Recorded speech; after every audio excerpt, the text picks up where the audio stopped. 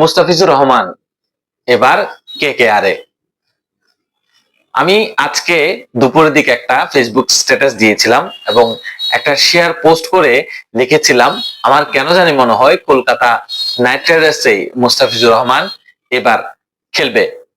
মুস্তাফিজুর রহমান বাংলাদেশের ক্রিকেট প্লেয়ারদের মধ্যে সবচেয়ে বেশি দামি প্লেয়ার আইপিএল এ নিলামে কিনেছে কেকেআর, এর একটি রেকর্ড হয়েছে।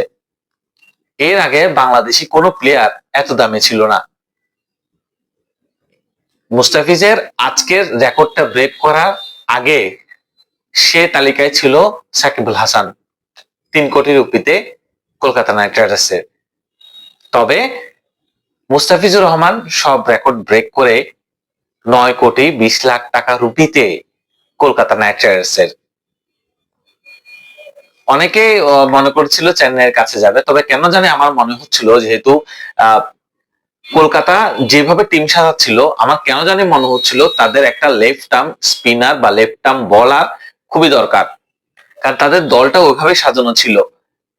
কিন্তু সেই ক্ষেত্রে ওরা যে পাতিরানাকেও নিয়ে ফেলেছে, এটা তাদের আরেকটা প্লাস পয়েন্ট। এক সাইড থেকে পাতিরানা করবে, অন্য সাইড থেকে মুস্তাফিজুর রহমান। আসলে কম্বিনেশনটা খুব দারুণ হয়েছে। বোলিং অ্যাটাকটা অন্য অন্য বারের আইপিএল এর তুলনায় এবারেই খুব দারুণ ভাবে উপভোগ হবে।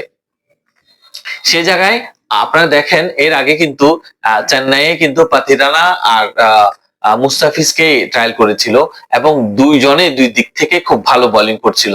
এক সাইড থেকে যদি ধোনি পাতিরানাকে ইউজ করতো, অন্য সাইড থেকে মুস্তাফিজকে, সেই কম্বিনেশনটা কিন্তু কেকেআর কিন্তু গেইন করে ফেলেছে এবং কেকেআর বুঝে ফেলেছে যে এই দুইটা বোলারকে তাদের দরকার।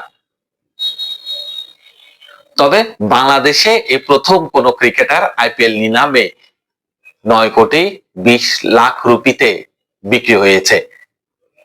এটা বাংলাদেশে ক্রিকেট পাড়ায় খুব সুনাম হচ্ছে, খুব ভালো লাগছে। সবাই খুব আনন্দের সাথে এই এই অকশনটা দেখেছে সবাই, আমি নিজেও দেখেছি। মোস্তাফিজের এই এক্স ফ্যাক্টরের মূল কারণ হচ্ছে আইএল টি-20 লিগ।